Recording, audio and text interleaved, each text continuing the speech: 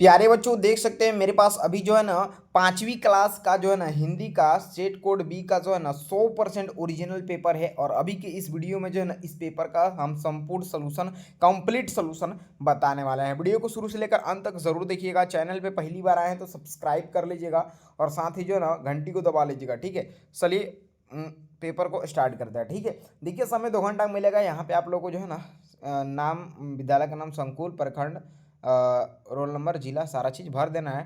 ठीक है, और चलिए यहाँ पे हम आपको फटाफट बता देते हैं। ठीक है, देख लीजिए 100% रियल है, सभी जिले का पेपर ये रहने वाला है। ठीक है, देख सकते हैं पहला है कि कोष्ठक में दिए गए शब्दों में से शब्द को चुनकर रिक्त स्थानों की पूर्ति कीजिए। ठीक है, और यहाँ पे क नंबर है कि सोमन डॉट डॉट बेचता था, यानी कि पंखा जो है ना बेचता था। ठीक है, ख नंबर है कि दर्शक डॉट डॉट बजाने लगे। ठीक है, तो ठहाके बजाने लगे। क्या जी? ठहाके। यहाँ पे देखिए पूरा भर भर दिए हैं हम। ठीक है, और टिक भी इधर कर दिए हैं। ठीक है, आप देख सकते हैं।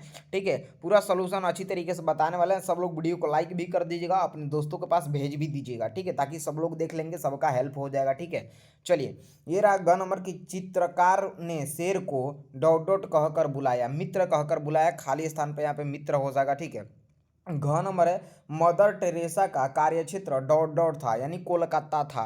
यहाँ पे खाली स्थान पे कोलकाता भराएगा। अंक देखिए RMS का अर्थ डॉट डॉट होता है, यानी railway mail service, railway mail service. ठीक है, यहाँ पे देख लीजिए रेलवे मेल सर्विस भराएगा। ठीक है, चलिए जी ये रहा दूसरा नंबर। दूसरा है कि दिए गए कथन के सामने सही तथा गलत के, जो गलत है उसके सामने गलत का चिन्ह लगा देना है। ठीक है, पहला नंबर आपका सही है, देख लीजिए क्या है। मधुबनी चित्रकला में देवी देवताओं की तस्वीर बनाई जाती है, बिल्कुल सही है।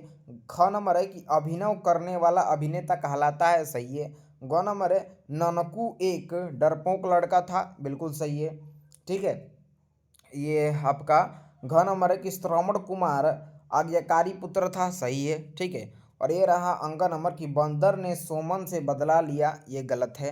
ठीक है, चलिए आइए 3 नंबर है मिलान करने वाला। स्तंभ अ और को स्तंभ ब से मिलान कर देना है। मिलान करने में थोड़ा भी गलती नहीं करना है। देखिए क नंबर का मिलान आपका चौथा से होगा, ख का मिलान आपका किससे होगा जी?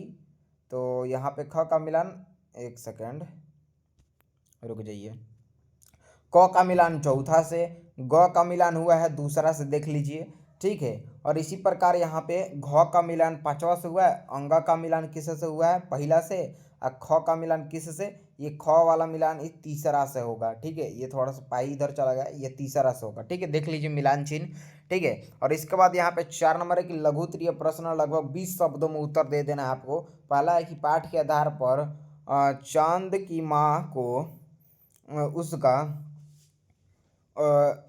झिंगोला सिलवाने में क्या क्या परेशानी आती है, अथवा में है कि रोज़ा रखने के कितने दिनों बाद जो है ना ईद मनाई जाती है। ठीक है, तो रोज़ा यहाँ पे इस वाला क्वेश्चन का आंसर मैंने दिया है, देख लीजिए कि रोज़ा रखने के 30 दिनों बाद जो है ना ईद मनाई जाती है। ठीक है, जब रमज़ान जो होता है ना वो ख़त्म हो जाता है, वो रोज़ा 30 दिनों का होता है, जब रोज़ा कंप्लीट हो जाता है उसके बाद से जो है ना ईद आती है, 1 महीने बाद यानी 30 दिनों बाद तब मनाई जाती है। ठीक है, चलिए आइए यहाँ पे अगला सवाल ये रहा 2 नंबर की पशु पक्षी स्वतंत्रता पूर्वक रह सके, इसके लिए हमें क्या करना चाहिए? अथवा में यही देखिए, अथवा में एक और क्वेश्चन है जी यहाँ पे।